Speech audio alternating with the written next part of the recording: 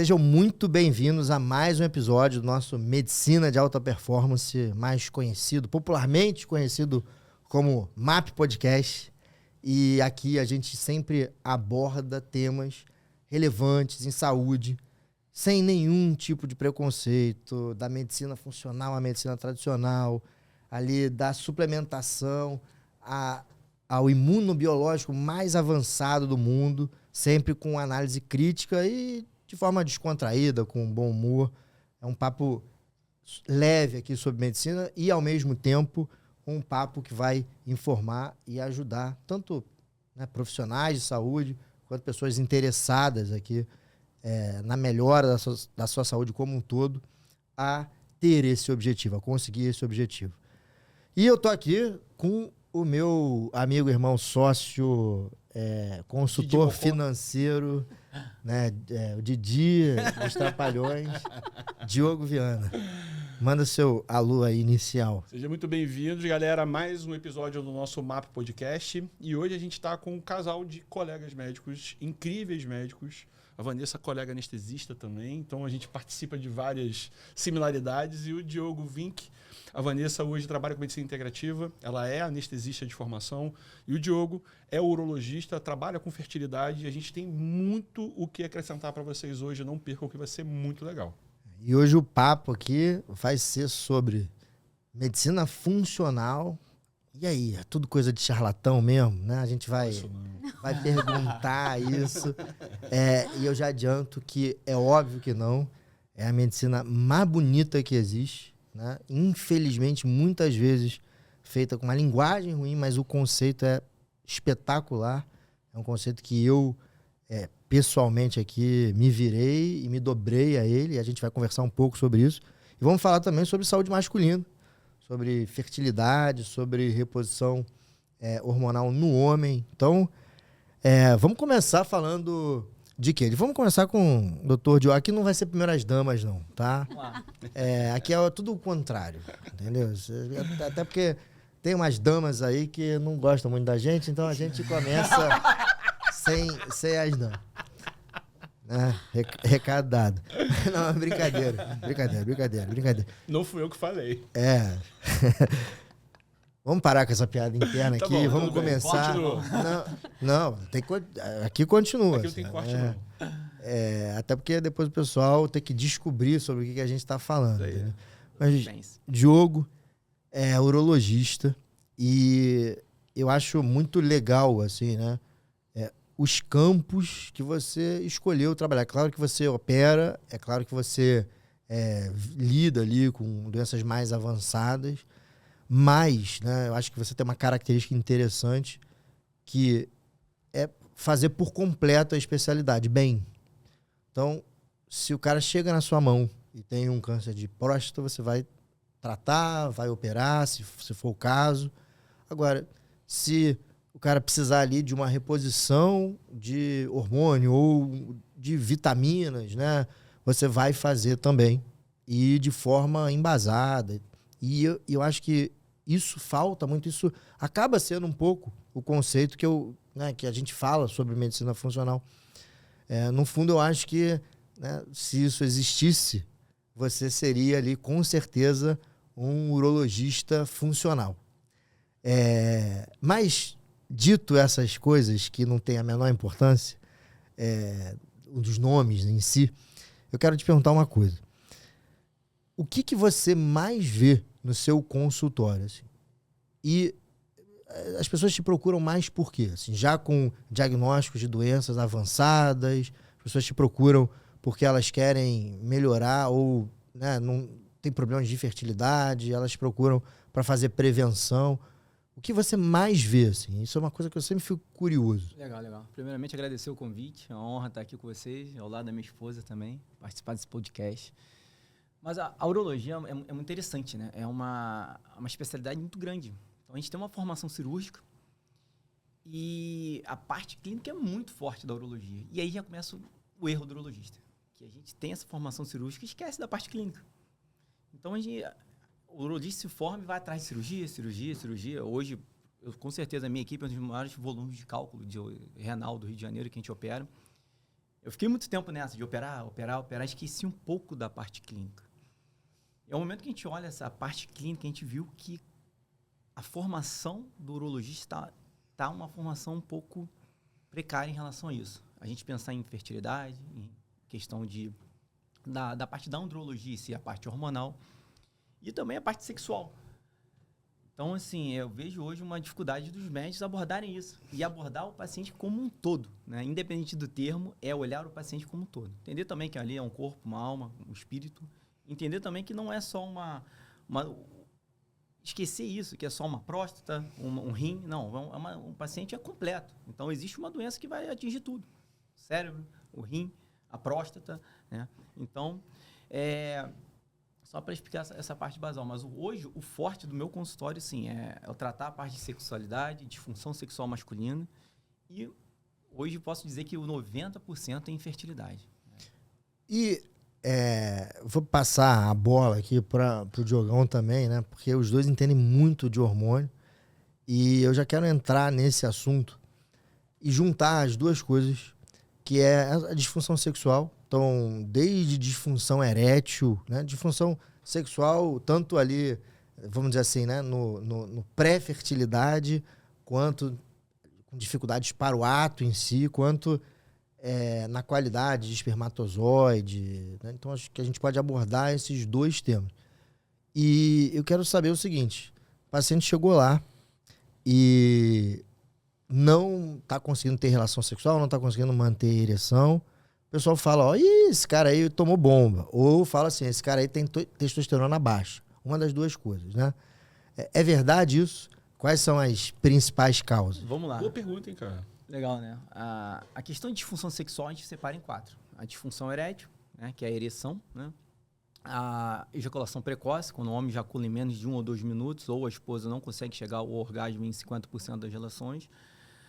A diminuição da libido, que muito relacionada à testosterona, mas lembrar que a libido é multifatorial. Muita coisa. E aqui é um grande problema hoje. As pessoas, e assim, muitos médicos acabam induzindo a uma reposição hormonal sem necessidade nenhuma. Sim. Por uma diminuição da libido, porque não sabe fazer uma anamnese. Porque nós não fomos formados em relação, posso falar como urologista, sobre sexualidade. Aqui é um grande problema sobre isso. E a quarta é a dificuldade do paciente ejacular. Então, tem 1000 coisas aí dentro. E isso é um perigo, porque quando o paciente tem qualquer disfunção sexual, ele vem induzindo o médico. Dizer que o problema dele é testosterona. Sempre é, né? Sempre. Né? Mas isso é interessante, né, cara? Tem que ter muito cuidado. Que às vezes tem ali, ó, o paciente tem uma testosterona baixa, mas e aí, como é que tá o estilo de vida? É onde a gente tem que abordar tudo. Sexualidade. É o que eu falo, a parte sexual começa aqui. Se o cara tem um boleto, como é que tá a relação com a esposa dele? Então, assim, é interessante. Tem que abordar, é uma consulta longa, de 1 hora, 2 horas, ter paciência, abordar tudo que acontece na vida do paciente. Você falou um ponto, Diogão, que é muito importante, cara, que é a questão do valor da testosterona em si, né? E não é só repor. Você precisa avaliar exatamente o hipogonadismo funcional. Hoje é a causa mais frequente de hipogonadismo masculino, o secundário. Tem uma causa que precisa ser revertida. Não é olhar e repor, porque isso tem uma consequência. E muitas das vezes a consequência é a coisa que você mais trata hoje. É a infertilidade de homens jovens. E aí, acho que vale a pena explicar isso. Explica... né, acho que temos 2 especialistas aqui, não dá para não perguntar. Explica, pelo amor de Deus, qual é o perigo de alguém chegar e meter ali um Durateston, um Deposteron para dentro, assim, de forma meio que aleatória orientada pelo o coach da academia, ou pelo Google, ou pelo YouTube. Por que esse cara fica infértil? O que acontece? Então, o uso de testosterona ele inibe a produção natural do homem, né? E muitos homens não acham isso. É muito frequente, né, Diogo? O cara chega e fala, pô, mas eu repus e quando eu parei, minha testosterona continuou baixa. Você não está tratando a causa, você está tratando a consequência. É igual o hormônio da tireoide. Quando você repõe, ela está baixa. E quando você opta por fazer reposição, você opta por um tratamento de substituição hormonal. Você tem que ter uma causa que comprovadamente ela é irreversível ou uma causa secundária que você não vai conseguir reverter. Quando você dá testosterona exógena para o homem, o testículo ele para de funcionar, né? Você tem uma inibição do eixo de função. E ele perde a capacidade espermática e hormonal.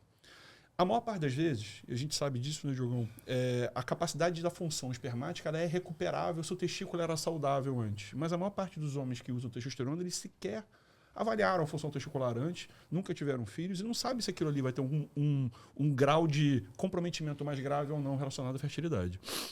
Usar testosterona tem muitos riscos. O risco mais importante é o risco cardiovascular. E o risco que todo mundo subjuga é o risco da infertilidade e do hipogonadismo se tornar um hipogonadismo irreversível. Ele se precisar e não poder depois fazer a suspensão do uso do hormônio, né?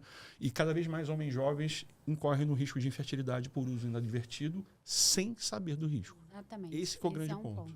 Eu acho que o ponto mais importante é a banalização do uso de hormônio para a questão estética. Ela não bota na mesa para o paciente os riscos que podem acontecer.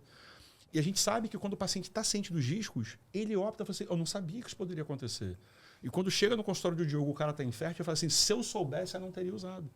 Por quê? A avaliação do risco, ela precisa ser dada ao paciente sobre o uso, mesmo quando o assunto é reposição. E o dilema que a gente enfrenta, o Diogo enfrenta muito mais do que eu, você tem um homem hipogonádico que quer manter a fertilidade. E aí, Diogão, qual é a conduta nesse caso, cara? Exatamente. Nesse momento, a primeira coisa é saber o estilo de vida dele. A gente tem que entrar nisso. A gente está num momento de vida, né, que as pessoas querem atalho. E uma outra questão que vai entrar você também como cardiologista é um jovem que eu recebo, 30 anos, paciente com sobrepeso, não dorme bem, não faz atividade física. O que está acontecendo? Recebo muito assim. Colesterol elevado, o que eles passam? Simvastatina. Testosterona baixa, vai no caveirinha, reposição hormonal. Exatamente. Chegam em mim com azospermia, oligospermia severa. Esse é clássico isso. Acho que o Diogo pega, a gente conversa muito sobre isso. Eu estou virando referência de para-raio dessas situações todas. De iatrogenias, né, cara? É, uma sequência. E eu acho até engraçado isso, né? Como o estradiol, a reposição hormonal feminina, foi demonizada e ela implica em relação aos benefícios muito menos risco. E como a reposição de testosterona, meio que underground, né, foi popularizada e ela é associada a riscos graves, né, assim, desde infertilidade até, enfim, trombose, né, principalmente se você ali faz muitos picos ali de testosterona, um hematócrito, nenhuma concentração, isso pode ali acabar, enfim, juntando com essa história de múltiplos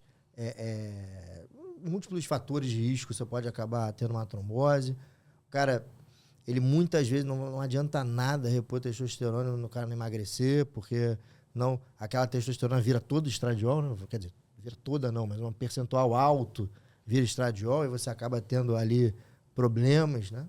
E eu acho que a gente precisa pesar essas coisas. E só uma coisa interessante que o Diogo falou, eu quero botar a Vanessa no jogo, que você em determinado momento comentou e citou ali o hipotireoidismo. E eu comecei a olhar para essa medicina mais funcional, como se fala, com mais carinho por conta do hipotireoidismo. Porque era muito nítido para mim, isso logo ali, nos primeiros anos de clínica médica, fazendo ambulatório, era muito nítido para mim. Eu não sabia o que ia acontecer, mas era muito nítido para mim que as pacientes que faziam reposição de T4, muitas vezes continuavam sintomáticas, né? E que isso dependia muito mais da questão dos valores dos anticorpos, lá que se faz o diagnóstico, mas também, né, se acompanha o tratamento, do que as pacientes que não tinham. Isso era claro para mim. E aí, quando eu fui, depois de alguns anos, para a literatura, eu falei, poxa, tá ali. Só que ninguém fala. Ninguém fala. Continua sendo uma ferramenta apenas diagnóstica. Então, né, parece que as academias, aquelas academias mais tradicionais, implicam com algumas coisas, né? Tem algumas coisas que eu não consigo entender como é que a parte, por exemplo, da doença de Hashimoto não é encarada como uma doença de Hashimoto, assim como uma tireoidite de Hashimoto, ou então como a parte funcional do intestino, por exemplo, não é quase levada em consideração numa faculdade de medicina, sendo que talvez seja ali, sei lá, a base de tudo. E eu queria, né, fazendo essas considerações, te perguntar assim,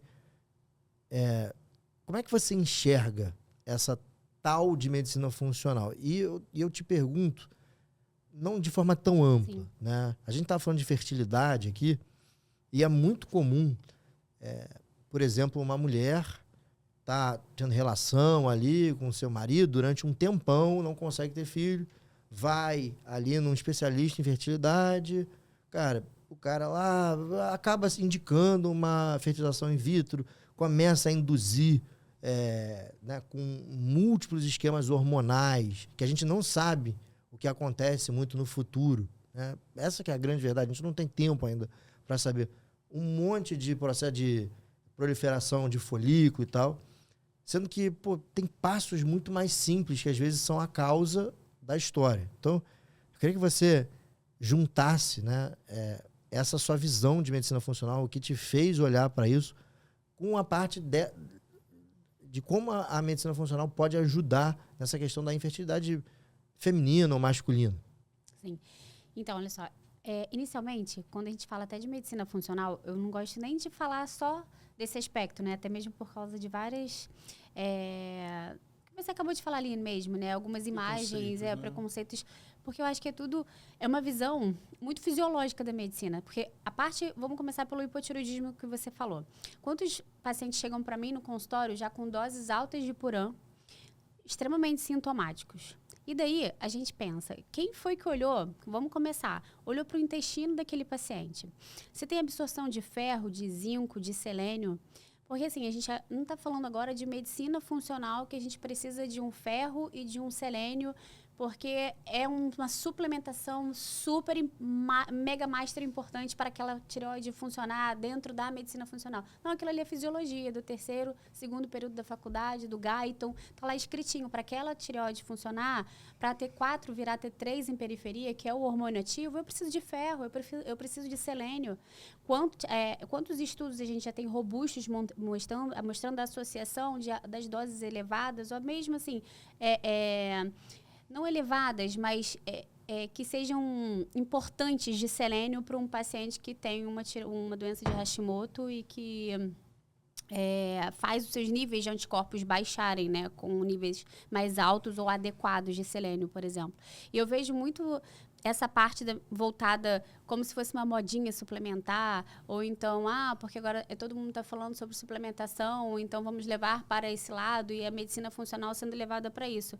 Mas eu penso muito que é uma medicina fisiológica mesmo, é algo que hoje em dia as pessoas talvez não tenham nem essa noção, porque não dão importância para o básico da faculdade. Quantos acadêmicos de medicina já não entram na faculdade pensando nas suas especialidades e esquecem de estudar o básico da faculdade? Você estava me dizendo, inclusive, que você teve uma experiência recente de dar aula. Sim. De medicina funcional para acadêmicos de medicina que ficaram enlouquecidos, né? Porque, efetivamente, vamos ser bem honestos aqui, eu não gosto também desse termo, tanto que eu gosto de chamar de medicina única, né? Porque eu não acho que tem duas medicinas, né, e tal, mas o grande problema da medicina funcional dessa visão não é a medicina, foi a linguagem, né? Assim, eu não me sinto representado por alguém que vive por aí com um capacete e uma luz ultravioleta. Isso sou eu que estou falando, tá? Assim, mas também eu não acho certo quando se fala que a medicina tradicional só trata sintomas. Isso é uma mentirada, né? Assim, pelo amor de Deus, eu sempre falo isso.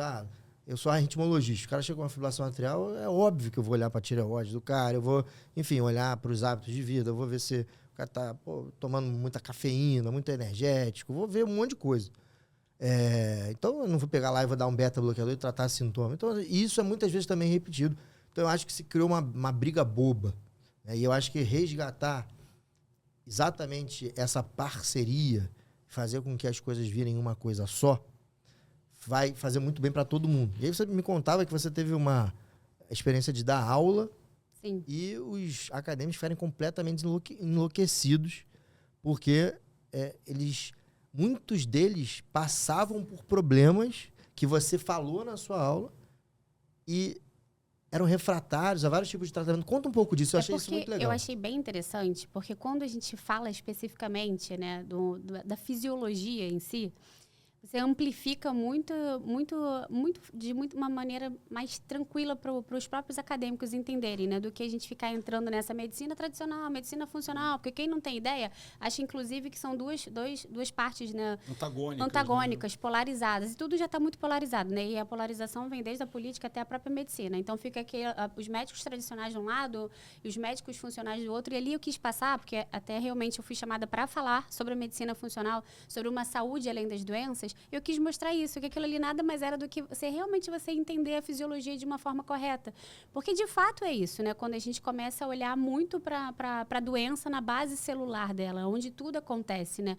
A medicina funcional que eu faço dentro do meu consultório, que eu acredito, é você realmente ter um olhar celular, ali de onde tudo começa, de fato. A base da doença, né? Tem um simpósio, né, em Barcelona, que foi bem legal, falava sobre envelhecimento, e uma das coisas que mais me aprofundaram a voltar a estudar, assim, com esse olhar mais voltado, porque a gente tem uma especialidade bem cartesiana, né? Eu até brinco, gente. A gente, faca, né? Exatamente. A gente induz um paciente, a gente injeta drogas na veia dele, a gente entuba aquele paciente, a gente liga ele num ventilador mecânico, a gente conduz hemodinâmica e a ventilação dele durante algumas horas e chegar para mim e falar assim, gente, vitamina D super funciona para doença autoimune, que é uma maravilha. Né? Então, isso eu olhava assim, mas eu falava, gente, não é possível, né? E eu fui estudar. O que hoje em dia eu vejo muitas pessoas também criticando algumas coisas sem ter o menor conhecimento sobre aquilo ali. É simplesmente só para falar que realmente aquilo ali não funciona, mas quem foi que estudou aquilo de fato, né? Para você realmente dizer se funciona ou não, né? E é isso que eu acho Tem um ponto muito importante nisso, né, que é a comprovação do que você está falando. Durante muito tempo, a reposição de T3 ela foi condenada, inclusive, pelos acadêmicos. E hoje, cada vez mais, você vê as evidências mostrando que, em situações, a reposição do T3 ela é benéfica. Sim. Então, o paciente tireoidectomizado, o paciente refratário com altas doses, que você começa a pensar de uma forma que a medicina funcional ela já pensava muito mais tempo. O tireoidectomizado, com certeza. Mas aí, às vezes, se a gente parar para pensar lá atrás, será que o mesmo paciente que está usando T4, se ele não tivesse deficiência de micronutrientes que são importantes para fazer aquela conversão de T4 em T3 periferia, precisaria exatamente só do próprio T3? Porque você vai acabar dando literalmente o T3 que vai agir dentro da célula, ele vai manter um monte de deficiências que vão causar inúmeros problemas para ele depois em vários... Exatamente. E eu já sei aqui que nesse momento os semideuses de jaleco estão loucos falando assim, mas e as evidências? E é claro, né? É óbvio que precisa ter uma base fisiológica e precisa ter evidência. E aí é que é uma coisa também que eu acho importante a gente deixar claro. Evidência não é igual a somente meta-análise ou estudo duplo cego randomizado. Medicina baseada em evidências, ela é baseada na melhor evidência disponível, não necessariamente na melhor evidência possível, e muito no risco-benefício.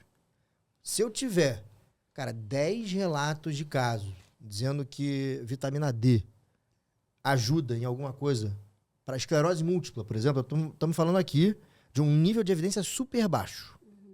Mas estamos falando aqui de uma doença que tem pouco tratamento, agora até tem mais, mas tem pouco tratamento e algo que... Possa melhorar. E que tem riscos reais muito baixos. Exatamente. Então, é isso que eu chamo de limiar de prescrição, né?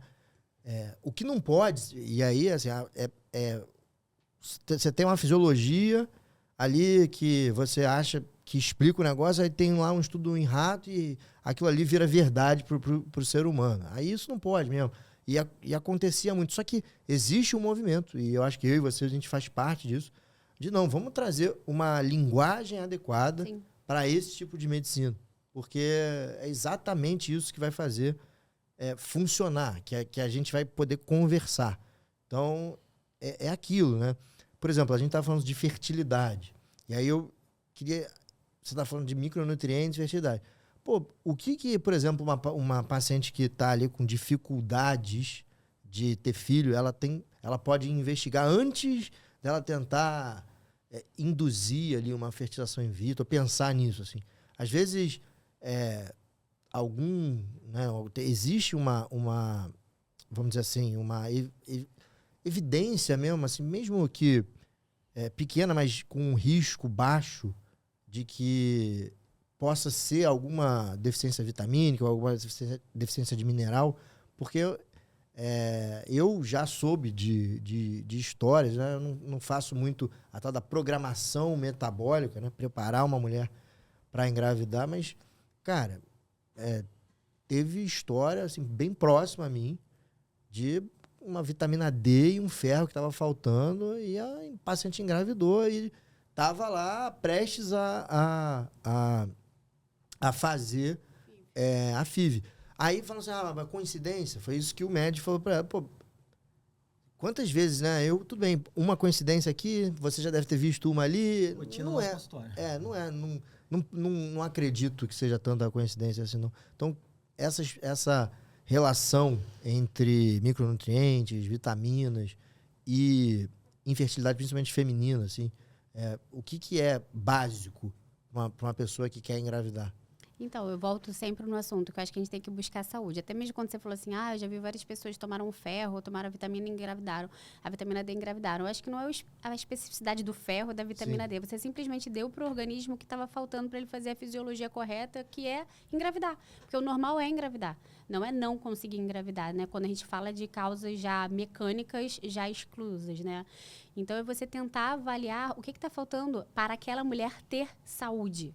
Né? Então, avaliar principalmente os hábitos de vida. Hoje a gente está num mundo super imediatista, onde você faz uso do anticoncepcional a vida inteira, né? E depois você quer parar o anticoncepcional, você quer engravidar no mês seguinte, né? As coisas não funcionam dessa forma. Até mesmo porque o que mais acontece hoje na atualidade é uma menina nova que começa a menstruar, começa a ter dores, seja elas por quais patologias sejam, não é investigado, e já começa logo um anticoncepcional, e dali atrás tem uma SOP, uma endometriose, que já começou lá na frente e ninguém viu, e daí ela chega na idade fértil, vai casar, tá ainda com anticoncepcional, tira o anticoncepcional, não consegue engravidar. Aí tem uma SOP descompensada de anos, uma endometriose descompensada de anos. Qual é a saúde que essa mulher teve? Então, quando eu vejo isso algo muito corriqueiro dentro do meu consultório, o paciente já vem com indicação de FIV, porque parece que a indicação de um procedimento se torna mais fácil do que você realmente querer ajustar o organismo daquela mulher para engravidar, né? Do que você realmente conseguir investigar o que está...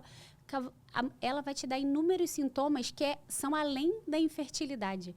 E daí, são esses ganchos que você tem que pegar. Primeiro de tudo, você estabelecer os hábitos. Não adianta. A gente vive hoje numa sociedade, num século XXI que está totalmente avesso à nossa saúde, seja ela mental, seja ela fértil. E os nossos hábitos de vida mudaram muito da época dos nossos avós, de 2 gerações atrás, na nossa alimentação, no nosso exercício, sedentarismo.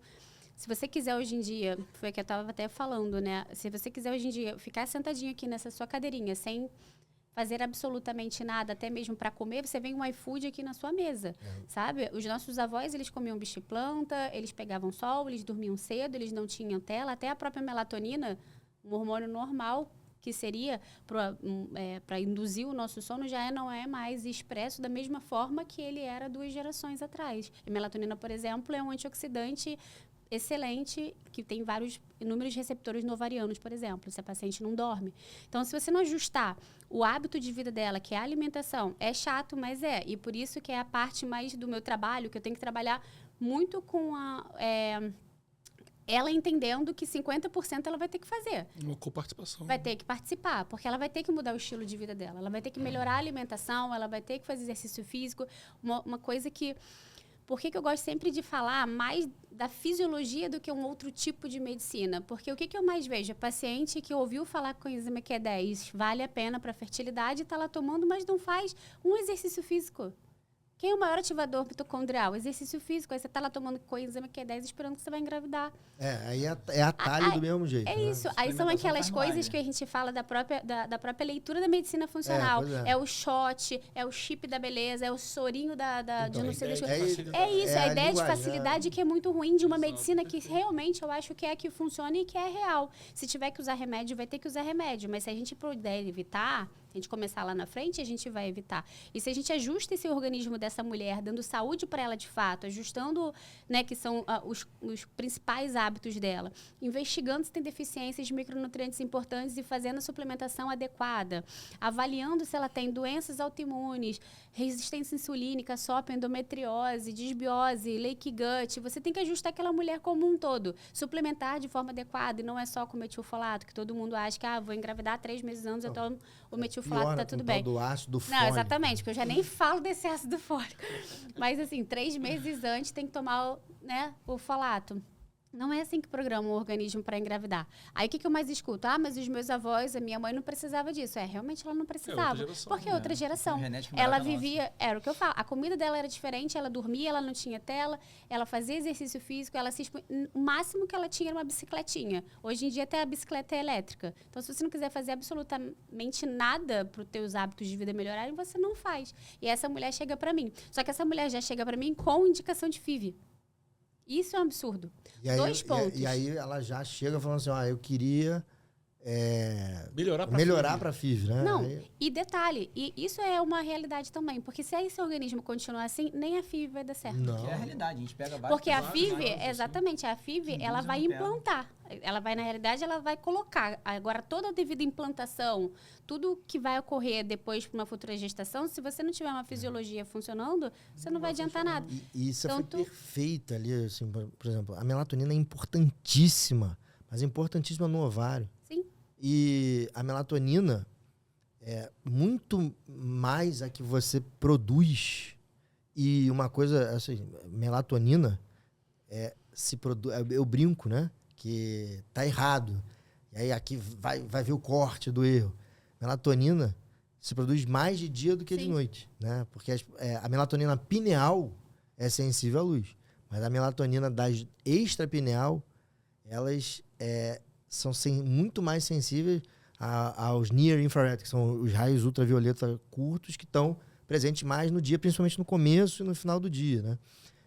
E é impossível, eu diria, ali você não ter esses níveis adequados. E assim, cara, exposição... Por isso que eu falo, tem evidência? Tem.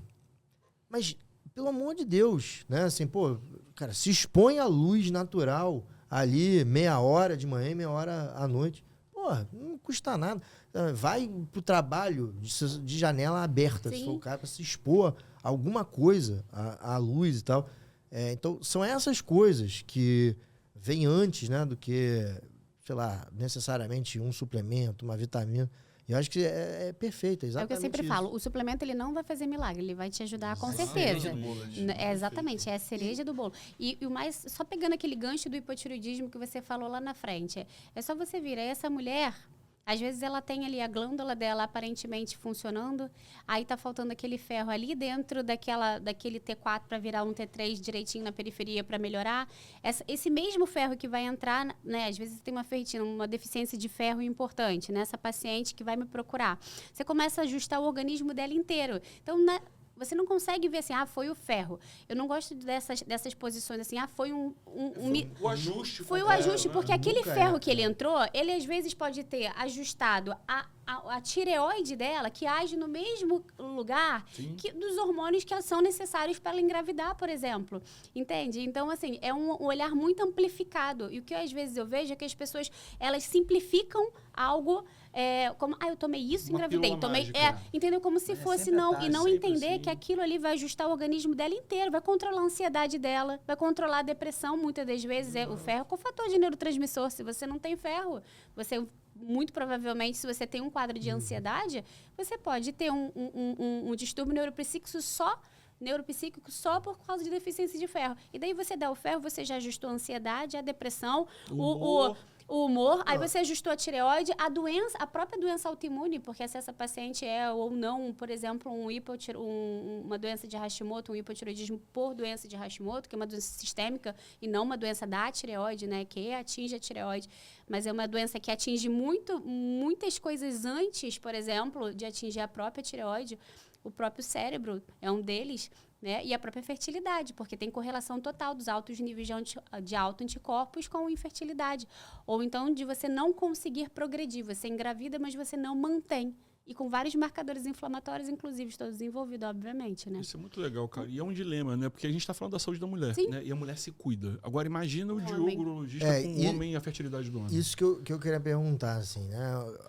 O homem fértil, ou seja, quer dizer, faz parte da pesquisa de fertilidade. Isso é uma história comum, deve ser comum no seu consultório. Fui no URO, fiz um espermograma e tava tudo bem. Mas é o último a pesquisar. Vira a mulher de cabeça para baixo e o cara não pega o espermograma. E aí, mas eu queria saber como é que é a investigação. Mais ou menos, né? Assim, claro que cada tem as variantes, mas você vê que a Vanessa faz uma investigação, ela, cara, a paciente tem infertilidade, ela vai olhar para o intestino, que vai olhar para a tireoide, vai olhar para os micronutrientes, vai olhar para um monte de coisa, né? Então, você tem uma investigação sistêmica ampla que pode chegar ali, não num fator causal, mas pelo menos corrigir uma série de fatores causais que vão ajudar nessa infertilidade.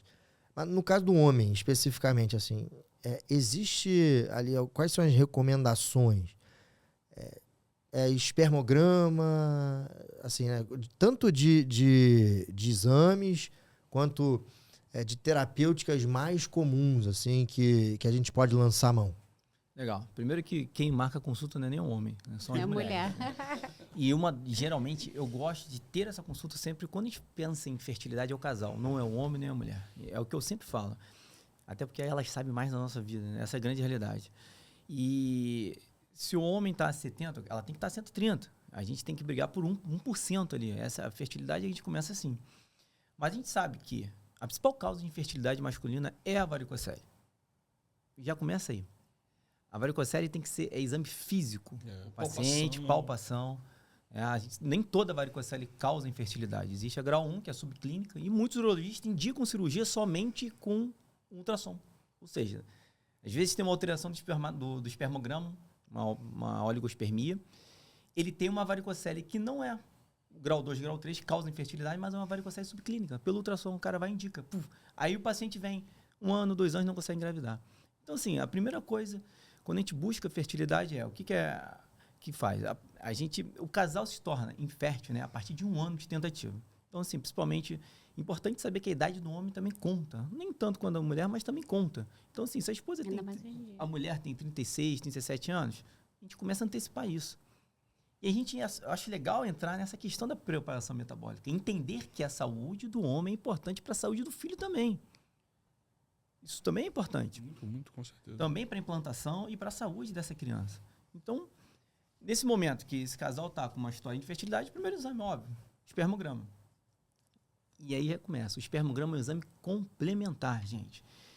Entre 15% e 20% existe um diagnóstico que é dado de infertilidade aparente. Esse casal é infertilidade sem causa. O cara, às vezes, tem um espermograma gabaritado. A mulher é investigada, não tem nada. Olha, infertilidade sem causa. Uma causa tem, né? É que o médico é vaidoso. Você só não viu. Só não viu, pô. Uma causa tem. E aí que é o grande detalhe. Desses 20% que a gente fala, eu vou te falar que 10% está relacionado, sim, a estilo de vida, a deficiência de micronutrientes, que a Vanessa sempre fala. Muito. E a gente tem isso, tem estudos, e a gente vê isso no nosso consultório. Exatamente. Quando a gente busca fertilidade, é bom que tenha uma equipe multidisciplinar. Urologista, médico profissional, ginecologista, nutricionista. Gente, nutricionista não tem como nascer nutricionista hoje. Tá? Então, um espermograma normal não quer dizer que o homem não é infértil, exatamente, né? Se tiver ali uma fragmentação espermática elevada de DNA... E é um exame que está cada vez mais presente, né? Abortos recorrentes pode vir do homem também. Então, uma taxa de fragmentação, o que é? É como se fosse um espermograma que ele estuda a fragmentação do DNA ali específico. E isso é facilmente feito e a gente pede pouco? Ou isso é difícil de se conseguir? Porque você já me contou isso em outra oportunidade e falou assim, gente, é fundamental, né? Assim, que se faça, principalmente diante de um espermograma pseudonormal, e essa pesquisa também, né? Porque ali o espermatozoide pode estar fragmentado. A indicação quando esse cara tem um espermograma normal. Então, a indicação é quando tem abortos recorrentes, lembrando que o homem também pode ser do homem, ou essa questão de infertilidade. Então, quando ele tem acima de 30% de fragmentação, Esse aborto pode ser por causa dele, essa infertilidade pode ser por causa dele. Entende? Então, assim, a gente tem esses exames, só que esquece que tem um leque enorme. Né? Como é que está a parte hormonal, parte de micronutrientes. E aí que é a grande investigação que tem que ser para o homem. Fazer exame físico, investigar isso tudo, sim. A vitamina D é importante, selênio é super importante para a motilidade progressiva rápida do espermatozoide. Isso tudo é importante. A gente vive uma época, pensar em fertilidade são números assustadores. Tem estudos que eles começaram a estudar em 1970, que existe queda no número de espermatozoides do homem, de 1%. A tendência é acabar a raça humana, né? Não, em 2035 já tem estudo que 50% da população não engravida mais de forma natural. Existe desde 1970, mas é legal a gente entender a história. Em 1970, ou seja, em 1970 já perceberam que os homens estão mais inférteis, uma queda de 1%. A partir de 2000 foi de 2,6%. A gente está 20 anos depois. Então, aí é só pensar, em 1970, o país começou a se tornar um país cada vez mais urbanizado, poluição, plástico. O plástico causa muita infertilidade. A gente sai do campo, vai para a zona urbanizando. Século XX, século XXI, gente. A gente saiu de caçador para comida caçar, gente. É assustador isso. E vai piorar mesmo, porque com essa história de tela, de você ficar na frente do computador, se movimentando menos, submetido a estímulos meio que irreais o dia inteiro, a tendência é piorar mais ainda. É a própria obesidade, né, Diogo? É uma causa de infertilidade comum no homem, né, cara? O estresse oxidativo causado pela obesidade, pela resposta inflamatória, o calor testicular, né? O testículo foi feito para ficar fora do corpo para manter uma temperatura diferente. A varicocele que causa infertilidade exatamente, aumenta a temperatura escrotal. Então você tem uma série de outros fatores que são ocasionados pelas questões comportamentais, e se você não vê o paciente de forma única. Não vai fazer o tratamento correto. E é uma dúvida que eu tenho, a gente está falando ali da parte hormonal, de medicina funcional, eu vou unir aqui, vou perguntar algumas coisas para você. Acho que o Diogo vai, eu já sei a resposta. Cara, tem suplemento que aumenta a testosterona. Eu tô falando de forma leiga. Ele quer. Tá provocando. Eu tô provocando. Deixa eu tô provocando. Porque, assim, dói mesmo, né? Dói. Tipo assim, primeiro, isso é uma coisa que dói de verdade. Porque, assim, a testosterona tá baixa por quê? Qual é a causa e tal. Aí. E segundo, assim, né?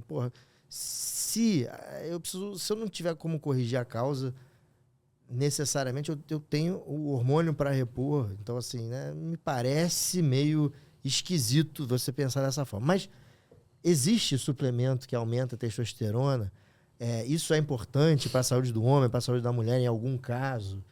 Pode mandar a brasa aí. Não existe nenhum suplemento que aumente a produção de testosterona no homem. Zero. Isso não existe. No homem é da peteleco, se também estivesse, né? Na mulher, na verdade, todos esses estudos que mostram que tribos terrestres... Antitribos, é muito fraco. É muito fraco. A capacidade dele é até aumentar a fertilidade. E esse é um ponto, né? Lá atrás, na época antiga, na época de raiz, de índio, quando usava tribos terrestres, era avaliada a masculinidade como testosterona, na verdade, a fertilidade. E o cara, ele tinha muitos filhos e avaliava, esse cara tem testosterona alta, esse cara transa muito, então ele tem muito filho. E, na verdade, o que o Tribulus faz, e a gente sabe isso, tem alguns trabalhos, ele aumenta a fertilidade masculina, ele melhora a função espermática. Ele tem alguns trabalhos mostrando isso. Agora, em relação ao aumento de testosterona, não existe nenhum suplemento que aumente a produção de testosterona natural do homem. O primeiro ponto é, testosterona no homem não é bingo. Né? Testosterona no homem tá baixa, não é igual a reposição. Tá baixa, qual é a causa? Em 90% dos casos, as causas são comportamentais. É sono, é dieta, é álcool, é estresse, é apneia do sono. São causas que, se você faz uma mudança comportamental, em 30 dias a testosterona volta ao normal. Sai de 200 para 600. E você fala assim, nossa, mágica? Não, não foi mágica. Eu fiz o que precisava ser feito. E isso é o mais bonito da medicina. Você tratar o paciente sem remédio. Exatamente. Isso é lindo. Eu digo isso com muita frequência, cara. Na época de Hipócrates, o Hipócrates não tinha romosozumab, não tinha denosumab, não tinha anticorpo monoclonal. Qual era a informação médica que era passada? Qual o grande dom que o médico pode passar para todo paciente? Conhecimento e informação. É a capacidade de mudar o estilo de vida. Então, os médicos, antigamente, isso se perdeu na medicina, né? Os médicos eram sábios. que orientavam, faziam mudança Sim. comportamental. Hoje, o que o paciente quer da gente é a capacidade prescriptiva. E não é, cara. A gente tem que insistir na capacidade de orientação. E a orientação, no teu caso, é muito importante. A mudança do estilo de vida, no teu caso, é muito importante também. O quanto você vai fazer para diminuir o estresse, mudar o estilo de vida, recuperar a fertilidade, são pontos fundamentais. Não, a gente tem que ficar assim, você tem que malhar, não. Assim, eu falo, a minha consulta eu monto um plano de vida para esse paciente. O que eu posso fazer para te ajudar? Pô, não tem essa. Todo mundo Como sabe é que tem teu que malhar, horário? dormir bem. Eu pergunto, como é que é? Acorda que horas? Ah, acordo, tem que sair para trabalhar 4h30 da manhã. Tá, horário do almoço, 1 hora, a gente tem que botar 40 minutos aí, 1 hora. Final de semana trabalha, não, então 1h30 no final de semana. A gente tem que ter 5 horas nisso, de treino. Então você monta esse plano de vida. Cara, o sono tem que entrar. Fazer uma higiene do sono, isso é função nossa como médico. Exatamente. Não é só chegar e vomitar. Todo mundo sabe, tem que dormir, malhar e comer bem. Isso é muito básico, a gente tem que sair disso. É igual o tratamento da obesidade. Fala assim, você tem que emagrecer. Pô, Como? Me ajuda, me orienta. Não tem nutricionista, não tem tu orientação. acha que eu quero ser gordo? Acho Não, que você eu tem que quero. emagrecer. Ó, se não emagrecer, vai ter câncer, hein? Sem vergonha e tal. Não é por aí também, né? Assim, eu acho que é perfeito, porque plano de vida, eu acho que é muito mais do que um plano terapêutico, assim. E o cara precisa querer mudar, assim, né? Na verdade, tem muita gente também que procura querendo ser tratado e não tratar, né? Não, assim, bota a responsabilidade nas costas de um remédio, de um profissional e é chover no molhado, mas é importante. Não dá. Assim, pô, pessoal, se não tiver qualquer podcast médico, qualquer assunto, qualquer mesa que não tiver discutido estilo de vida, mudança de estilo de vida, não tem sentido, não faz o menor sentido. Tem que estar sempre presente, né, esse assunto. E aqui, no caso de fertilidade, no caso da parte hormonal, masculina, feminina, não é diferente. E me ocorreu aqui uma coisa, eu vou mudar um pouco aqui, mas é uma dúvida que todo mundo... Uma dúvida que eu recebo muito, o MAP recebe. O MAP recebe muito. Recebo muito no meu e-mail. O pessoal aqui no chat está perguntando o seguinte: qual a relação de testosterona com câncer de próstata? Câncer de próstata, que é a primeira causa de câncer nos homens, né, no Brasil. Acho que no mundo também, né? No homem. E tem essa questão, né? De, tem indicação de repor testosterona ou de fazer algum esteroide para alguma situação clínica específica. Ali vai aumentar o risco de câncer de próstata. Isso é verdade? Né? Por que esse mito existe? É mito mesmo? Queria ouvir a opinião, como você fala, na medicina não tem opinião. Medicina tem evidência, evidências, né? Evidências têm que ser ouvidas, né? Exatamente. Assim, o que essa história aí que se fala é tudo mito?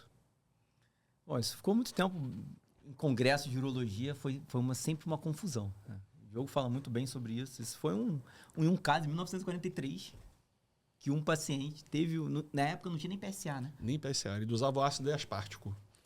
Só que o cara era o Huggins, era um prêmio Nobel da medicina. Quem é que mexeu com ele?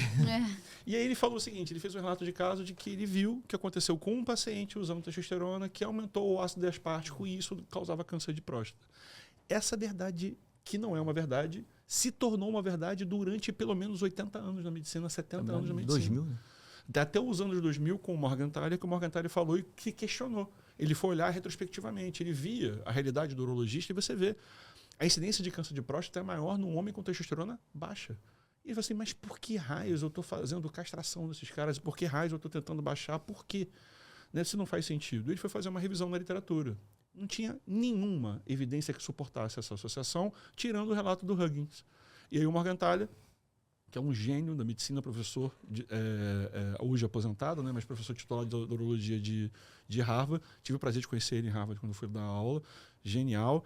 Ele propôs um modelo diferente, que hoje é um modelo aceito pela urologia, chamado modelo de saturação. A analogia é a seguinte, imagina que você sai de casa e deixou a tua plantinha sem água. 1 mês fora, a planta está seca. Quando você vai jogar, se eu jogar esse tiquinho de água que eu tenho aqui nela, ela vai absorver toda a água. Agora, se eu pegar o copo do Diogo que está cheio e derramar, ela provavelmente vai extravasar. E a avidez que ela tem é muito maior pela água menor, quando eu ofereço menos água. Mesma coisa acontece com o câncer de próstata. A avidez do tecido canceroso, do tecido neoplásico, pela testosterona é maior com a testosterona mais baixa. Com a testosterona mais alta, ela não tem tanta avidez, ou seja, o tecido neoplásico não cresce tanto. E aí o risco passou a ser o inverso. O risco é, eu tenho que evitar o homem hipogonático, porque esse homem hipogonático ele pode aumentar a chance de câncer de próstata. E você tem que olhar para esse cara com um olho diferente. E, infelizmente, na urologia, a gente vê que essa questão clínica, como o Diogo falou, ela passa desapercebida. Ainda hoje a gente discute, óbvio que já bateu em congresso, óbvio, mas assim, alguns colegas que não estão muito desatualizados, assim, é difícil de romper passar essa barreira, né? E é tão básico você olhar assim, se o câncer de próstata estivesse relacionado com a testosterona, o homem vai ficando... Algo básico, o homem mais velho diminui a testosterona e aumenta o câncer de próstata. Não faz sentido, não né? Faz sentido. E, assim, eu sempre falo isso aqui, eu acho importante a gente dar uma recomendação ali para o médico clínico, né? Por exemplo, um paciente chega para mim, cara, eu não quero deixar um câncer de próstata possível passar. O que a gente tem de recomendação de screening para diagnóstico precoce, que é a nossa maior arma contra o câncer, né? Efetivamente, as mudanças comportamentais são importantes, claro, mas aqui, na história do câncer, eu sempre falo que o diagnóstico precoce é fundamental também.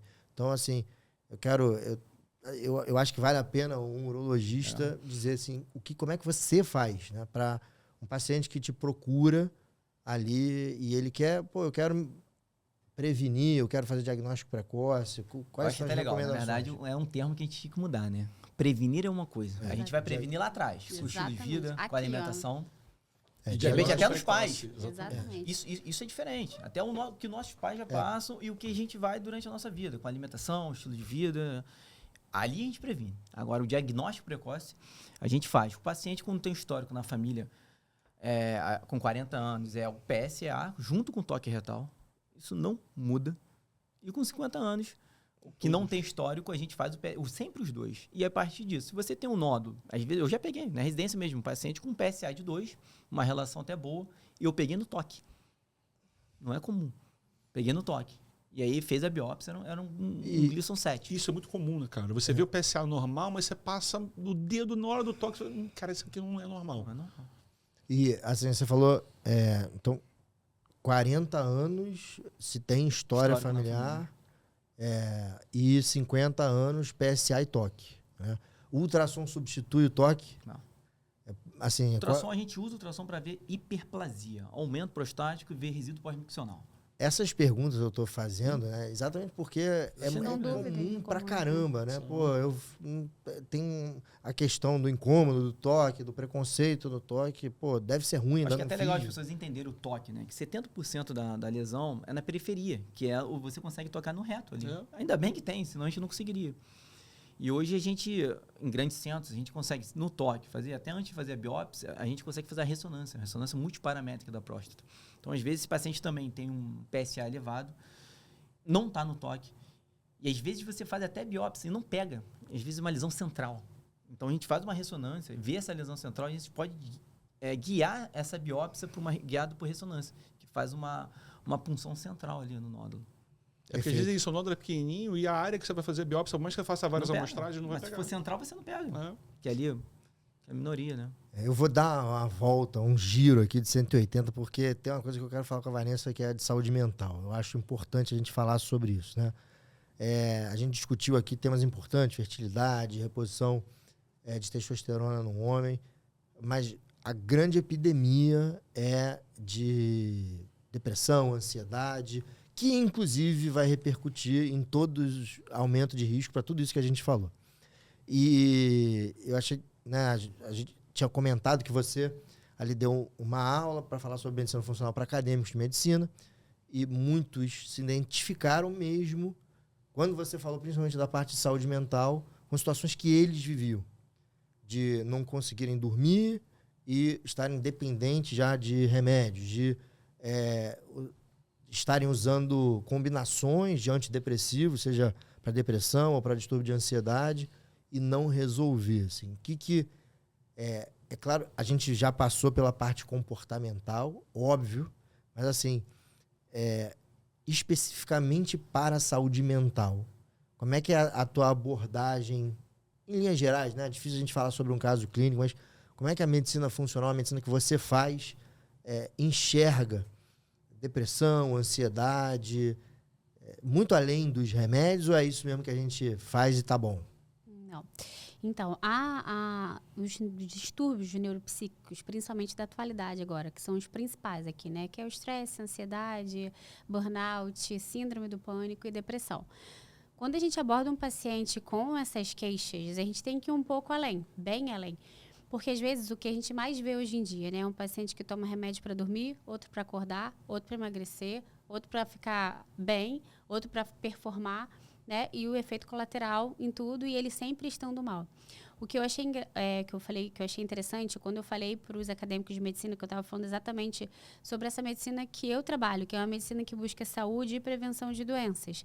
E aí a gente vai até nessa base até eu chegar ao câncer que você falou. Porque os exames que a gente tem, né, da mamografia, o PSA, o toque retal, são detectores precoces de câncer. Eles não são preventivos, como são ditos, porque são ditos, tem que fazer a colonoscopia para prevenir o câncer de... Não é. A prevenção vem muito antes. A prevenção é a nível celular, a prevenção é a nível epigenético. As doenças, de fato, são 25% genéticas e a epigenética é o que domina praticamente 75%, 80% das doenças da atualidade. Então, a gente tem que agir na base. Estresse oxidativo, submetilação, inflamação, distúrbios hormonais, né? Tudo isso que vai envolver aquele nível celular e que vai desenvolver... Aí, o estresse intracelular, se você parar para pensar, é praticamente o mesmo de tudo. Quem vai definir para qual lado vai, aí sim entra a genética, no caso. Mas se você parar para pensar, toda a base de todas as doenças, começa ali, ó, com estresse oxidativo, uma inflamação crônica subclínica, submetilação. E, enfim, dessa tua parte mais neuropsíquica, esse paciente tem que ser abordado como um todo. Então, esse paciente chega para você. Se você não avaliar deficiência de vitamina D, B12, folato, magnésio, enfim... que são cofatores de neurotransmissores, você pode dar o melhor antidepressivo do mercado, da atualidade, que ele vai ter sintomas. Ele vai ter. Porque o antidepressivo, ele vai agir no primeiro momento, óbvio, porque a maioria deles vai fazer o quê? Faz a recaptação, né, dos neurotransmissores e joga na fenda novamente. Então, vai ter um aumento momentâneo daqueles níveis de neurotransmissores que o cérebro dele está precisando. E daí ele vai ter uma melhora.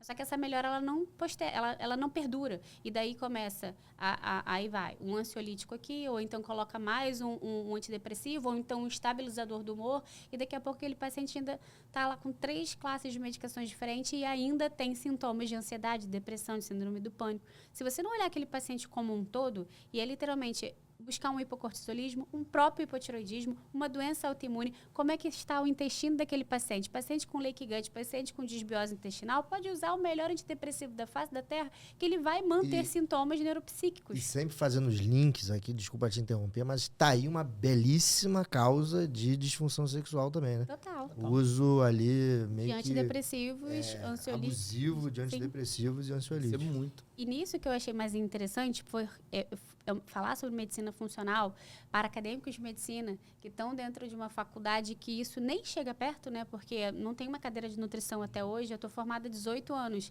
Então, falar sobre isso há 18 anos é um gap gigante. Mas eu tenho acadêmicos de medicina que eu converso que eles não têm isso na faculdade e muitos acham que suplementação é uma balela. E foi, inclusive, que eu falei, muitos de vocês aqui, para fazerem diferente na carreira de vocês, é para começar a não deixar de entender que suplementação, se vocês acham que suplementação já é uma balela, vocês já estão defasados dentro da medicina, por mais que a faculdade não te ensina. Porque para você fazer diferença como um médico hoje em dia, você tem que ir muito além da faculdade. Você tem que aprender coisas que a faculdade não te ensina. Sabe? E a medicina funcional é uma parte que traz essa importância fisiológica, né? Porque se você quer abordar esse paciente, você tem que ir ali intracelular. O que está acontecendo dentro daquela célula ali de fato? Eu sempre fico assim com medo de falar, o Diogão vai concordar comigo, se não teve a cadeira na faculdade que a gente era bom de faltar uma aula pra caramba, essa é a grande verdade. A gente só tomou vergonha na cara depois. um pouquinho mais tarde. Um pouquinho mais tarde. Mas tomamos, né? Tomamos. Mas sabe por que eu acho que as pessoas ali me prestaram tanta atenção e aquilo ali fizeram tanto sentido na cabeça dela? Porque a maioria delas se identificaram com tudo com o que eu falei. Porque quando eu comecei a falar, gente, quem é que não tá cansado, deprimido, estressado, sabe, com todo... uma exaustão, que não dorme bem, sabe? E tá tomando 3 classes de medicamentos diferentes e não não resolve. está bem. Quem? Todo mundo. E para você ter saúde, teoricamente, né? Até a própria OMS fala isso, é um estado de estar bem mental, orgânico, né? Não é só a saúde, é saúde física, né? De alma e de mente, é completo. Se você não tem um deles que não esteja funcionando de forma adequada, você não tem saúde. E para um médico que cuida da saúde dos outros, perder a sua própria Saúde. é uma coisa, né, Sim. inadmissível. Né? E eu falo isso, já aconteceu comigo exatamente isso, burnout, e, cara, eu nunca mais me coloco nessa situação na vida mesmo, é a mudança de comportamento, Só vem piorando. Cada vez mais os médicos e estão se dormir, Exatamente. né, pô, a exposição natural à luz, existem coisas que eu busco fazer ali de fora da medicina, de comportamento, leitura, ali com mais contato com a natureza. Falem o que quiser, mas isso faz diferença pra caramba no tratamento, né? Você pode ter o SOS ali no primeiro momento, mas se você sofrer um burnout e, meu amigo, você não entender aquilo ali como um aviso, que você precisa mudar radicalmente a tua vida, você tá ferrado, né? Assim, pô, porque não tem aviso maior. Porque tudo mudou muito, né, Guilherme? Na realidade, assim, demonizaram o sol, por exemplo. Câncer. Não pode se expor ao sol. Ou então se coloca top de protetor da cabeça, cheio de disruptores endócrinos, inclusive. Não estou falando que não é para ser, enfim, não é isso, mas não é isso, não é para tu pegar sol. Aí hoje em dia, quem é que toma sol? Quem é que põe um pé na grama? Quem é que acorda e olha para a luz? Porque essas luzes artificiais aqui, elas não mostram para o nosso organismo se a gente acordou ou não. Então, se você sai do seu apartamento, se você desce dentro da sua garagem, que é tampada, né? Que é subsolo. Aí você entrou no seu carro. É isso aí. Bloqueado ainda com um insufilme, né? E você entra dentro do seu consultório que não tem uma janela. E você tá ali cheio de luzes, igual a gente tá aqui artificial. O teu corpo, ele não sabe se você acordou, se você tá dormindo, o que tá acontecendo ali. A bagunça já começa por aí. Antigamente não era dessa forma. Não.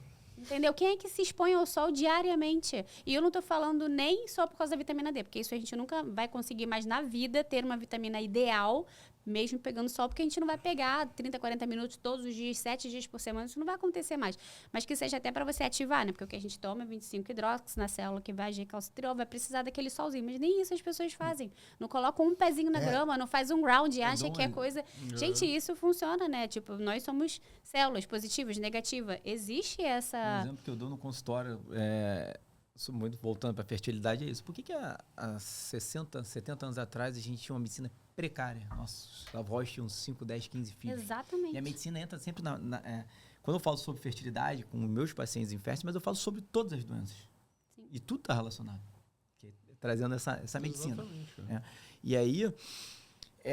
e a medicina está sempre na máxima. Não, as pessoas não estão engravidando porque estão tentando ter filho mais velho. Primeiro que os estudos não mostram isso. Segundo que também não é a realidade do nosso consultório. De pacientes jovens que a gente recebe de 30, 25 anos cada e não consegue ter filhos. Sabe qual é a realidade do meu consultório que eu acho absurdo? Os meus piores pacientes são abaixo de 30 anos. Quando eu vejo lá um paciente de 60 anos, eu falo, nossa, vai estar super tranquilo esse. Vai estar ótimo. Vai estar ótimo. Vou ter que ajustar um negócio aqui. Quando eu vejo uma de 20, eu já... dá vontade de chorar antes de atender a paciente. Né? Porque vem catástrofe dali. E muitas dessas novinhas, eu não estou falando de mulheres de 40 anos, não, assim, mais velhas da parte da fertilidade, o que eu muito atendo no meu consultório são mulheres jovens. 2 casos, assim, que eu queria falar, que um link até com a testosterona que você falou. Assim, meninas jovens, realmente, que tem totalmente um desajuste metabólico e hormonal daquele organismo, e você realmente ajusta e elas engravidam. Isso, assim, é a realidade do nosso consultório. Isso, assim, acontece com bastante frequência. E outras que, às vezes, vem mais ajustadinha, né? Você olha ali, já está toda... né? Quando a causa é realmente a infertilidade. Porque tem muitas que me procuram realmente, que tentaram ali, não conseguiram, ou então começam a ouvir o que eu falo muito. Antes de você começar a pensar em engravidar, tenta ajustar o seu organismo, porque a gente não fala só de fertilidade, a gente fala de desfecho gestacional positivo, a gente fala de saúde do seu bebê, né? E a gente não fala de uma geração, a gente não fala só do teu filho. Exatamente. É o teu filho e teu neto. Né? Se você parar para pensar que quando a tua mãe gera, ela está gerando você e a neta dela, né? Porque as células germinativas estão ali, dentro daquele útero que está sendo gerado por aquela mãe. Né? Então, aquele estilo de vida vai atingir uma segunda geração. E hoje em dia, o que a gente vê? um boom de TDAH, autismo, dislexia, gente, de complicações neurológicas, neuropsíquicas em crianças cada vez mais jovens. Óbvio que o autismo, né, enfim, tem uma base genética e também tem um guarda-chuva gigante, mas tem a base epigenética. Sim. A gente tem estudo mostrando deficiência de ferro, por exemplo, daquela mãe, principalmente no terceiro trimestre, que é preciso fazer o estoque hepático do ferro daquela criança para ela sobreviver ali os 3 primeiros meses, né? Porque não vai passar pelo leite o ferro adequado. Ela tem que pegar na barriga da mãe com associação com o autismo, por exemplo.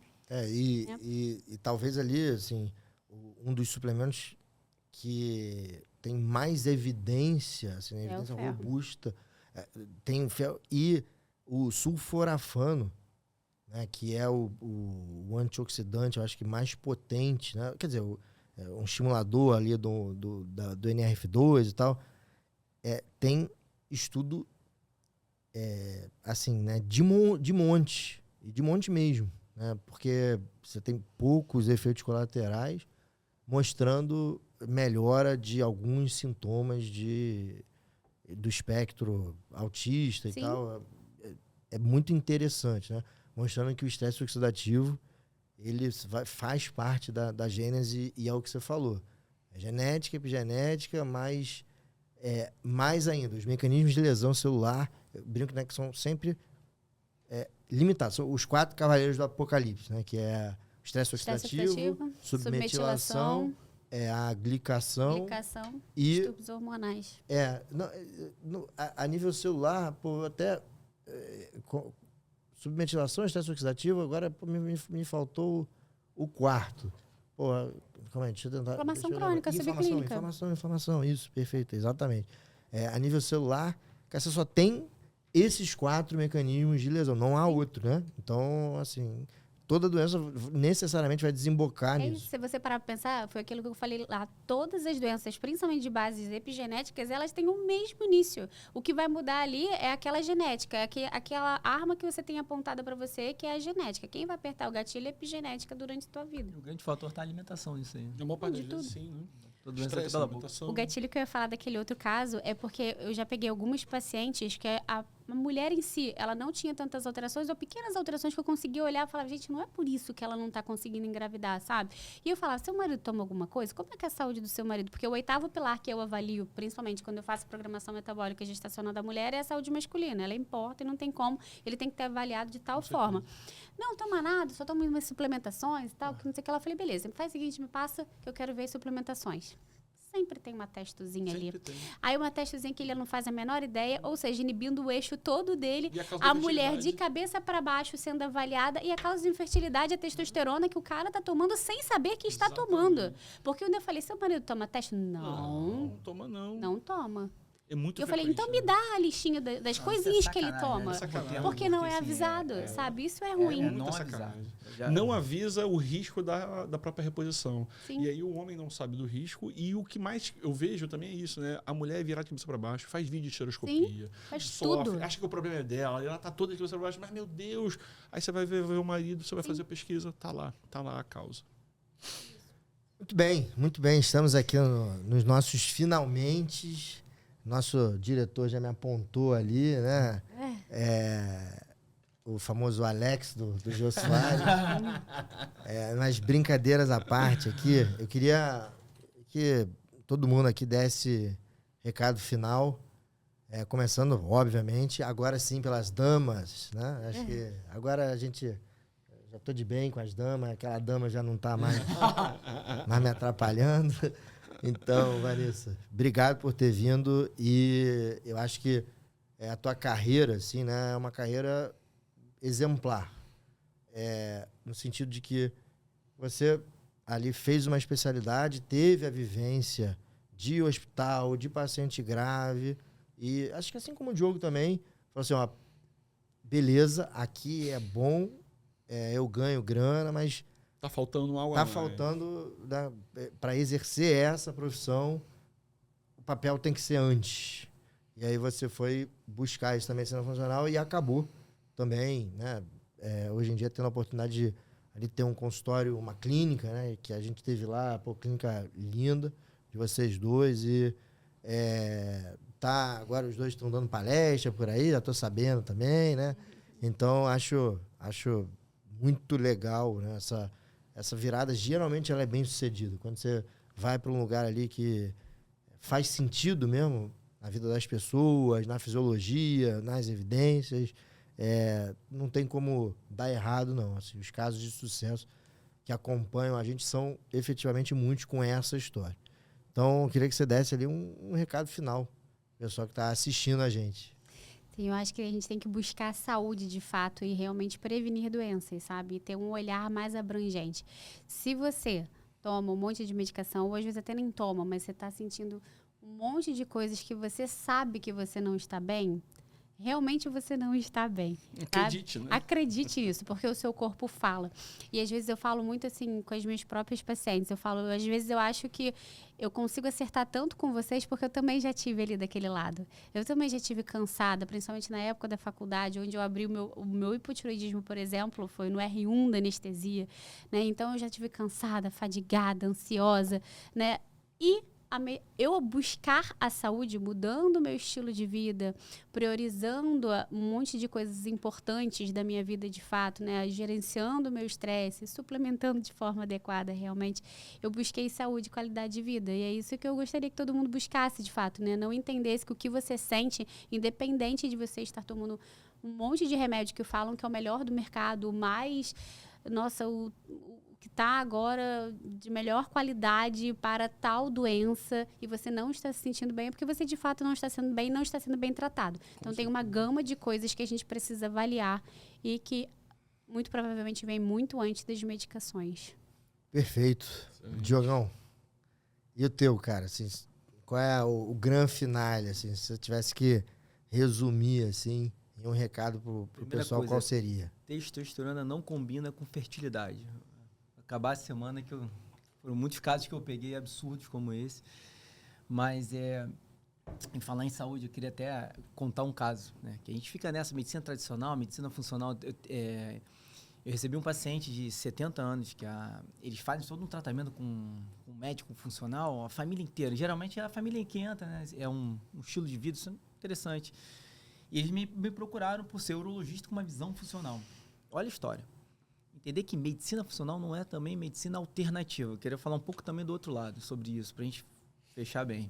Era um paciente que ele fazia todo o tratamento com medicina funcional e ele tinha passado por um urologista que ele tinha um PSA de 10, né? Que é o exame que a gente faz, que a gente acabou de falar sobre próstata, né? Ele passou por urologista, ele fez um toque, era um paciente que era de São Paulo, e um PSA de 10.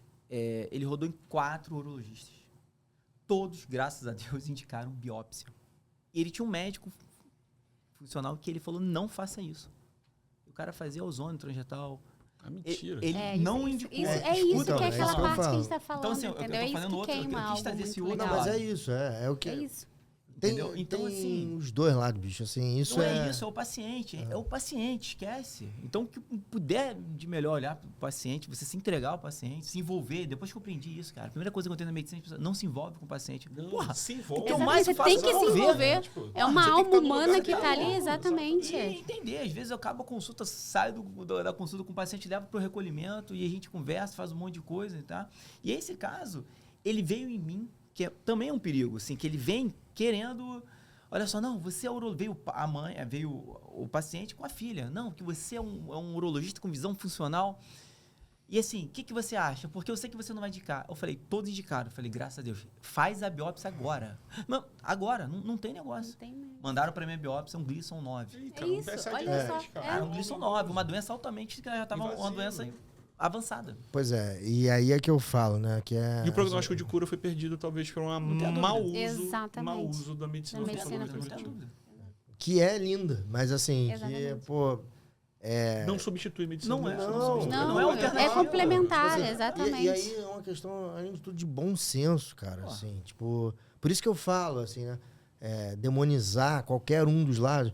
Então, não faça isso, invasivo, não sei o quê. Pô, pelo amor de Deus, entendeu? Você tem 4 especialistas falando a mesma coisa. Pô, não tem um sentido. É uma questão de, no mínimo, sei lá, respeito, né? Enfim. Mas isso é revoltante, infelizmente, e comum. Mas né? a gente tá aqui para isso, né? Exatamente. Isso aqui é isso. O MAP é isso. Orientar. A gente tá aqui para isso. E acho que a mensagem que eu quero deixar é essa mesmo, assim, se entregar pelo paciente. Não só a gente ali, numa consulta, a gente pode salvar um casamento. É uma alma, é o filho. Às vezes o problema não tá nele, tá no marido, tá na esposa.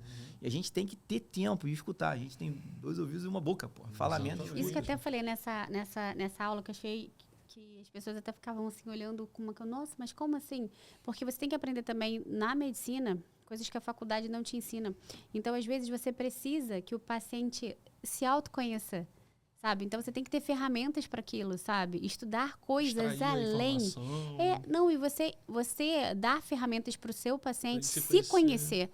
Às vezes ele não se conhece, ele não faz a menor ideia de quem é ele ali, entendeu? E às vezes numa consulta médica, né, eu uso muito os temperamentos, que eu gosto muito, eu acho uma ferramenta excelente para a pessoa ter um autoconhecimento, e depois aí eu vou avaliando outros, sabe? Avaliações de virtudes.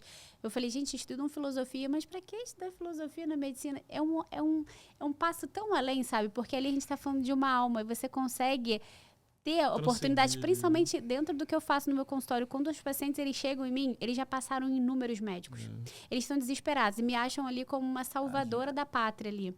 E dali você consegue... Dali, né? Exatamente. A ânima em si, todos nós vêm e vêm com muita dor, Sim. né? E quando você consegue se envolver, que sempre foi o que a faculdade falou, que a gente não tinha que se envolver com o paciente, quando funciona. A relação médico-paciente, quem é que examina o paciente hoje em dia? Eu peço para o meu paciente, agora você pode ir ali trocar, tirar seu sapatinho e ir ali trocar sua roupa eu vou te examinar. Oi? Eu falei, exame físico. Ali, nem lembro a última vez que um médico me examinou. Só que no exame físico... Gente, a semiologia é linda, né? É um tesouro, né? Você consegue avaliar um monte de coisa que às vezes ele não te falou e você também não viu o exame, sabe? Então, assim, é resgatar essa relação médico-paciente que eu acho que faz muita diferença. Se perdeu durante um tempo. Totalmente se perdeu. Você realmente está na frente de um médico que esteja te ouvindo. Ele não está ali te escutando. Tem empatia por você. E está naquele automático, assim, passando, vambora. Não, ele realmente quer te ajudar. E eu acho que é isso que está fazendo, assim, a gente ter uma resposta muito grande dos pacientes que estão vindo procurar a gente, principalmente quando a parte é da fertilidade, enfim. Perfeito, né? Estamos muito além de um corpo e sim diante de uma alma. Exatamente. Belíssima mensagem, Diogão. E suas considerações finais? Tá Nenhuma, só agradecer ao casal. Ai, gente que agradece, foi gente. Incrível, foi muito demais. Obrigado, bom demais mesmo. E essa Obrigada visão a gente precisa trazer para todo mundo que está vendo, né? Não só o médico. Isso é muito legal, porque eu falei, quando a gente entra na faculdade, a gente já vai às vezes com uma especialidade focada e a gente perde o básico, o ciclo básico que diz tanta coisa. Como eu sempre falo, né? O básico funciona em todos os aspectos da nossa vida, né? E você, independente da tua especialidade, você pode olhar aquele paciente como um todo. Olhar, com certeza. Entendeu? Ele não é compartimentado. A medicina não é compartimentada, sabe? E tá compartimentada, né? O paciente, ele tem ali 5 médicos, 5 remédios diferentes. Que só olham cada médico tem um órgão que trata. Se não foi se eu sou cardiologista, se não é cardio, meu filho vai para o neuro, vai para o endócrino. Não é assim que a medicina funciona. Não era assim que era, sabe? Não é. Então, é resgatar essa medicina de fato que pode ajudar os nossos pacientes. Fazem, né? E eu até vou aproveitar isso aqui para o meu recado final, porque você falou uma coisa que é exatamente o que a gente quer fazer. Cara, se as academias, né, academia da parte mais tradicional tá fechada, se a academia da parte funcional também já está meio que fechada, dominada, a gente cria uma academia nova. É isso que a gente está fazendo.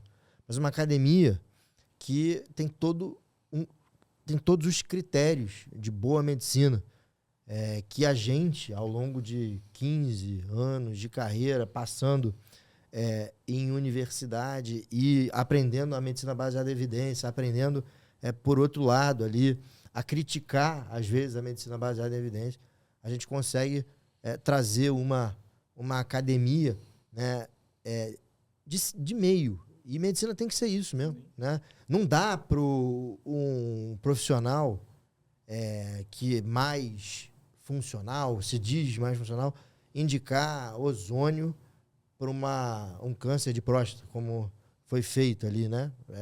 E para se evitar a biópsia. Como também não dá, que aconteceu até comigo essa semana, um desses senhores fariseus ou de jaleco, né, que eu costumo brincar, ele veio com a questão do colágeno, né?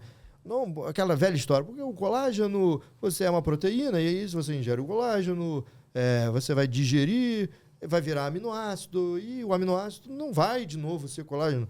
Então parem com essa brincadeira e tal. Isso eu ouvi há 20 anos, né, quando eu entrei na faculdade, e assim, parece que quer chamar a gente de burro também, porque assim, como se ninguém soubesse disso. Então, né, a gente não faz colágeno, faz peptídeos de colágeno, o seu intestino não é capaz de absorver tripeptídeo, é cheio de estudo mostrando, enfim. Então, não dá para parar no tempo, né? Assim como também essa semana, eu estou encerrando aqui, mas é interessante pra caramba, é demais. Você falou do grounding, né? Botar o pé na... Exatamente, Aí me perguntaram numa caixinha de pergunta lá, qual é a evidência do ground? Você está brincando. Mas qual é o efeito colateral de você colocar seu pezinho na grama 15 minutinhos? Me fala. Mas o pior que tem. O pior que tem. Mas assim, estudos robustos, assim, pior que tem. Você tá brincando. Mas, gente, qual é o efeito colateral de você colocar o pé? Caramba! Bota lá. Então, cara, assim, não indica pro teu paciente, mas, não enche o saco, porque assim... Não quer estudo, porque o cachaça faz mal. É a mesma coisa, toma anticoncepcional a vida inteira, mas chega na menopausa não pode fazer reposição hormonal. Não, reposição hormonal não câncer. Não posso, mas toma anticoncepcional e a vida inteira. Então é isso, o MAP é um movimento que vai trazer uma academia nova. É isso que a gente quer mesmo. Uma academia em que todo mundo pode ser ouvido, que todo mundo tenha maturidade de ser criticado no ponto das ideias somente, não tem nada para o pessoal. Uma academia onde as coisas não se resolvem bloqueando os outros no Instagram, como se faz, né? Sem usar capacete. Né? Uma academia onde o estereótipo não vai existir. O estereótipo vai ser de alguém que ouve, que discute e que aprende, né? E que, enfim, se não gostar ou não entender ou não concordar, simplesmente não vai usar. E que ajuda tá muito, certo. né? Porque se também a gente está aqui, paciente. muito por causa de vocês, né? Vocês também são incríveis pra gente. A gente tem um orgulho absurdo de estar aqui junto com 2 médicos iguais a vocês. E vocês ajudaram a gente em um monte de coisas, inclusive estar aqui hoje. Muito obrigada, de fato, assim, sabe? Isso aí tá errado. Muito a gente tem que obrigada agradecer mesmo. aqui. A gente que agradece, né, porque senão, não, mas é um movimento se eu não que tivesse tem que aqui, é um movimento que tem que Exatamente. esse movimento não pode parar. Ainda bem que vocês estão aqui, senão eu ia ter que aguentar o Diogo sozinho, ia ficar difícil. Mas brincadeiras à parte, muito obrigado a você que ficou assistindo. Isso aqui que foi um bate-papo em que a gente falou sobre absolutamente, acho que tudo que envolve uma boa medicina, né? Sim. Desde o corpo, passando pela alma, passando pelo método científico em si. Então, reveja, volte, porque vale a pena. Tem pontos aqui interessantíssimos que a gente colocou. E saiba que isso aqui está apenas começando e que muitos outros episódios virão. Valeu!